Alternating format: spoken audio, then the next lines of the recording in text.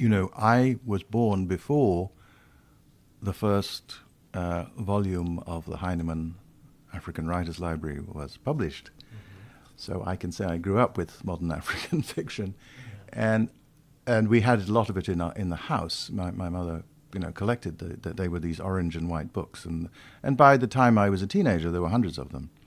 But the first of them, number one, was Chinua Achebe's Things Fall Apart. Now that's set in a village in eastern Nigeria, in a culture of a very particular sort. But lots of readers in Africa who were in different kinds of cultures, so that the culture that he's writing about is very egalitarian. It's not egalitarian between men and women, but among men it's pretty egalitarian. People in the place where I grew up, which is not at all like that, we have a king and kingship and lords and all that, nevertheless felt a kind of recognition because of various features of the life described. One was it was in rural Africa, so the landscape was sort of one we knew. But the other was that people used proverbs in the novel in a way that people still did in our culture and don't in most. People do not exchange proverbs in most modern American novels. They may. Give an example of these proverbs. Well, so. Not necessarily from the novel, but just. Well, the one I remember from that novel actually is that.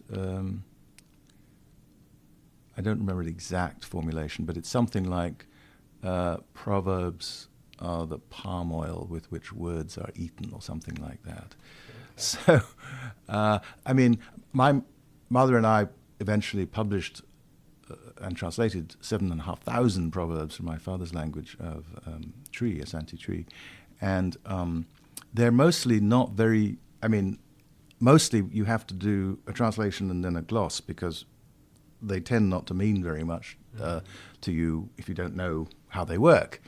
So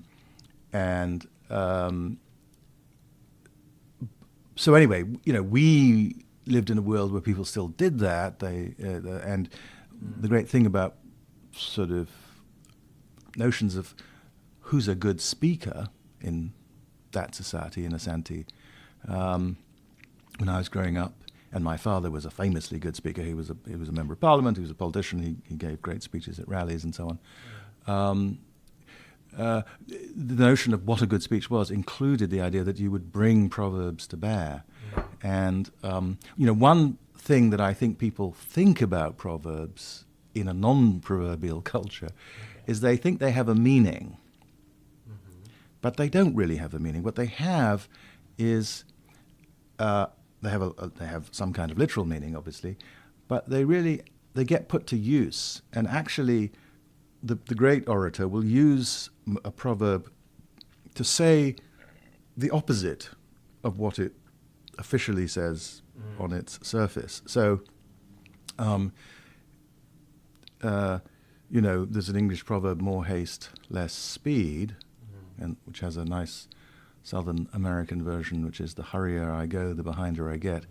I didn't know that one. But to use that to urge speed, right, as opposed to do the obvious thing with it, which is to urge slowing down.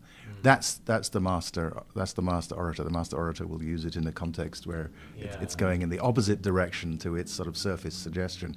And often with traditional proverbs, they don't really have a surface suggestion. They say things like, the raffia palm with the twisted leg says something to the crocodile, and unless you are in that world, and often it'll refer back to a folk tale or something, you have no idea what's being talked about.